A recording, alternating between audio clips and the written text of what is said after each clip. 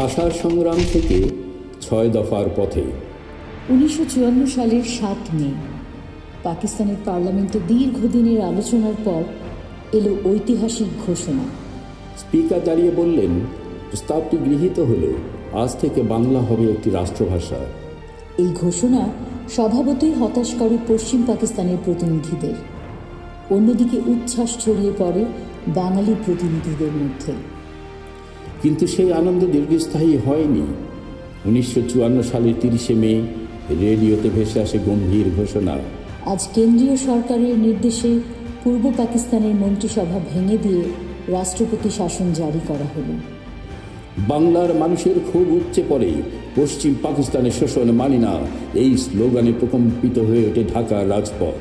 এর ধারাবাহিকতায় ১৯৫৫ সালের ৩ ডিসেম্বর ভাষা আন্দোলনের আরেকটি বড় অর্জন সামনে আসে। প্রতিষ্ঠিত হয় বাংলা একাডেমি। দিনটি বাংলার ইতিহাসে গর্বের দিন হিসেবে স্থান পায়। আর এক মাইল ফলক ১৯৫৬ সালের ২১শে ফেব্রুয়ারি। এদিন প্রাদেশিক প্রধানমন্ত্রী আবু হোসেন সরকার ঢাকা মেডিকেল কলেজের গেটের পাশে শহীদ মিনারের ভিত্তিপ্রস্তর স্থাপন করেন। সেদিনের পরিবেশ ছিল আবেগময়, সবাই শ্রদ্ধা জানান শহীদদের স্মৃতির প্রতি। কিন্তু থেমে থাকেনি বাংলার প্রতি প্রবঞ্চনা আর শোষণ।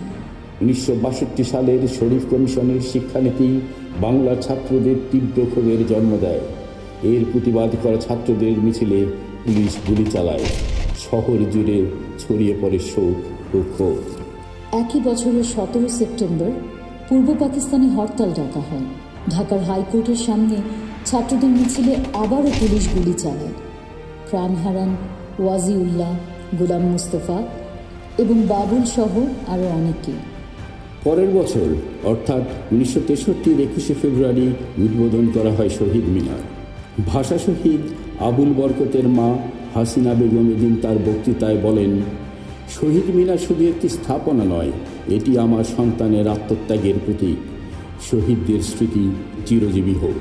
এই দিনে পুরো দেশ আবেগে ভাসে। এদিকে বঞ্চনা আর শোষণে জমতে থাকে ভয়াবহ ক্ষোভ। তার বহিঃপ্রকাশের নমুনা দেখা যায় ১৯৬৬ সালের ৫ ফেব্রুয়ারি। লাহোরে বিরোধী দলের সম্মেলনে বঙ্গবন্ধু শেখ মুজিবুর রহমান ঐতিহাসিক ৬ দফা উপস্থাপন করেন। বঙ্গবন্ধু বলেছিলেন, ভাই ও বোনেরা, আজ আমি আপনাদের সামনে আমাদের জাতির বঞ্চনার দীর্ঘ ইতিহাসের বিরুদ্ধে ৬ দফা দাবি পেশ করছি।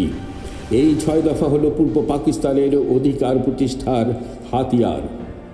বাঙালি প্রতিনিধিদের করতালিতে যখন ভরে যায় সভাকক্ষ, অন্যদিকে তখনই পশ্চিম পাকিস্তানের প্রতিনিধিদের মুখে অশান্তির ছাপ হয়ে ওঠে স্পষ্ট। ১১ই ফেব্রুয়ারি ১৯৬৬ ঢাকা বিমানবন্দরে বঙ্গবন্ধু শেখ মুজিবুর রহমান সাংবাদিকদের সামনে ৬ দফার মর্মকথা তুলে ধরেন। তার কণ্ঠে দৃঢ়তা, চোখে অদম্য আত্মবিশ্বাস। তিনি বলেছিলেন, এই ৬ দফা বঞ্চনার অবসান, স্বশাসন এবং সমান অধিকারের বার্তা দেয়। এটি আমাদের মুক্তির দিশা। ৬ দফা পূর্ব পাকিস্তানের মানুষের মধ্যে নতুন আশা আর উদ্দীপনার সঞ্চার করে। বঙ্গবন্ধু পরে এক প্রসঙ্গে বলেন, আমার দফা আসলে ৩টা।